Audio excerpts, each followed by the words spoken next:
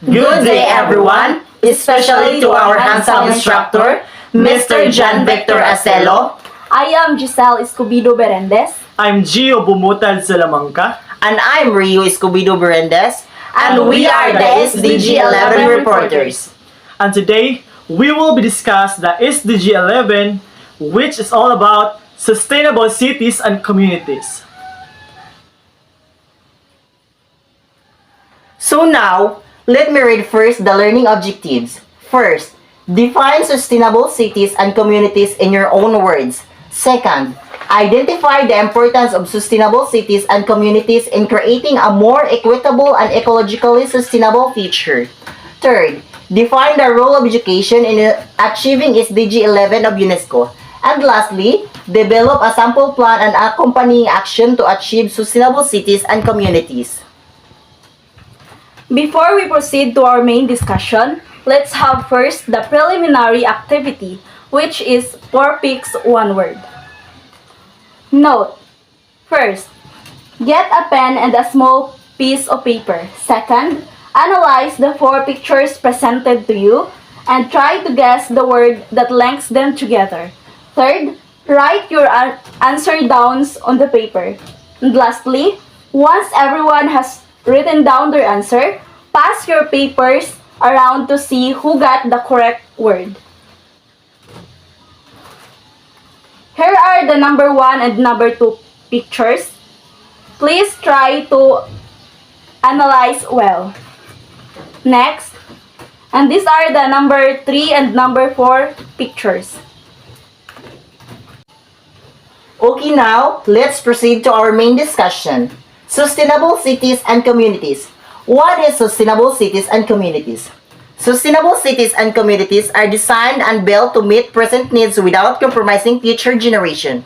They prioritize energy efficiency, sustainable transportation, waste management, green species, and social equity.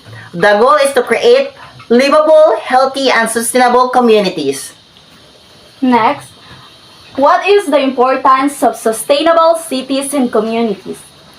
Sustainable cities and communities are essential for preserving our planet and creating a better future. They help reduce greenhouse gas emissions, conserve natural resources, and promote a healthier, more equitable environment.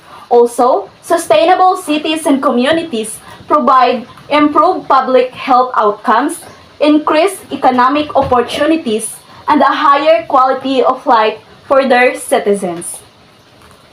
So, why education is crucial in achieving SDG 11? Education is crucial in achieving sustainable cities and communities because students are the future scientists, engineers, and decision makers who will determine the future of our cities. If we want our cities to be sustainable and inclusive, we need to invest in their education. Secondary education. The understanding of basic human needs is depend at this stage, as well as the knowledge of how these are addressed in local urban, peri-urban, and rural settlements.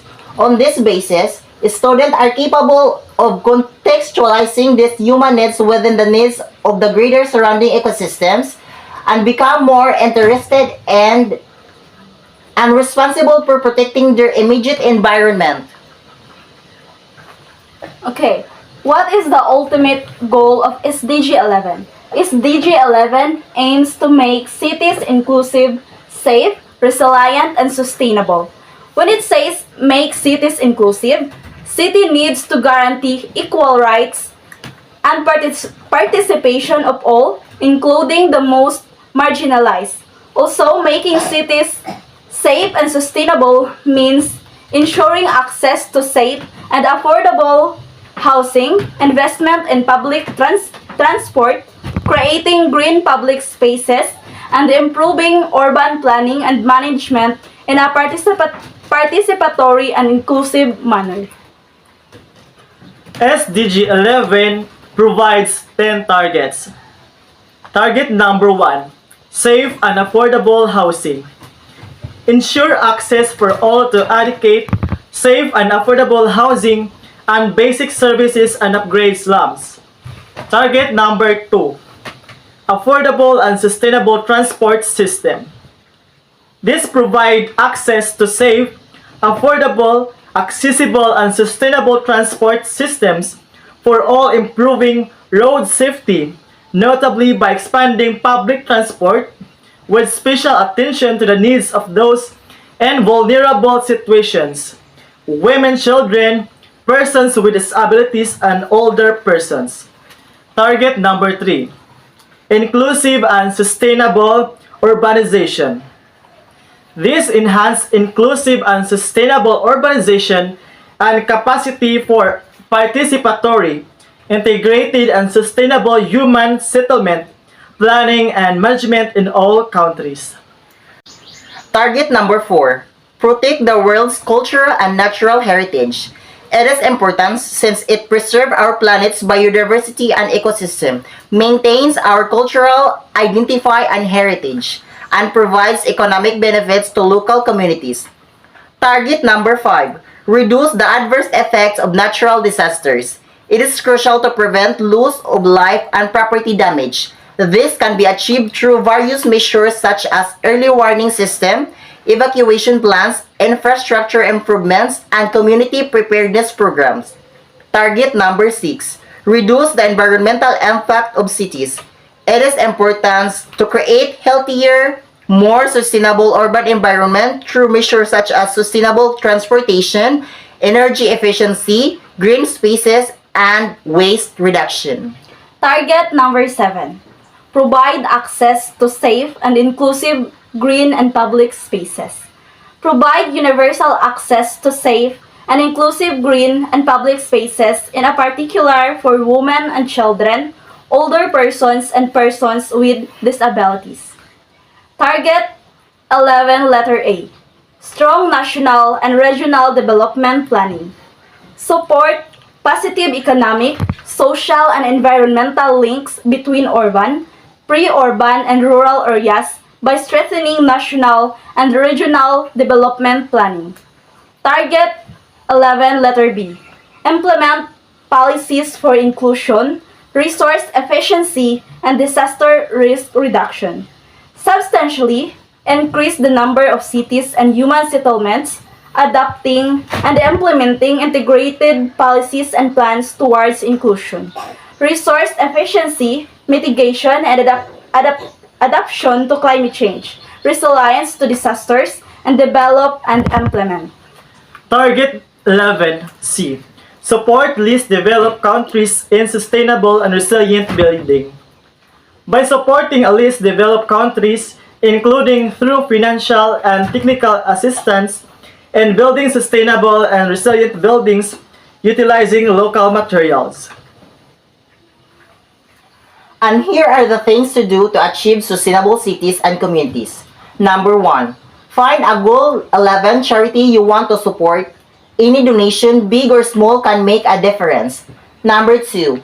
Support a project in slum for safe housing. You can volunteer in slum to help with building houses, fixing existing ones, setting up public or green spaces. Number 3. Shop, eat, and drink locally. Supporting neighborhood businesses keeps people employed and circulates money back into your community. Number 4. Take advantage of your right to elect the leaders in your local community. Number 5. Commute in a sustainable way. Bike, walk, or take public transport. Save the car trips for when you've got a big group. Number 6. Take care of public spaces. Start yourself and inspire others to contribute to better public spaces. Water the greenery, trim and plant trees. Renovate sport areas and playgrounds. Organize a cleanup. And last, stay informed. Follow your local news and stay in touch with the global goals online or on social media at the global goals. Before we end our discussion, please allow us to read a saying of A.D. Lakshmi Puri. No city can be smart and sustainable if half of its population is not safe and lives in fear or violence. That's all, and once again, good day everyone!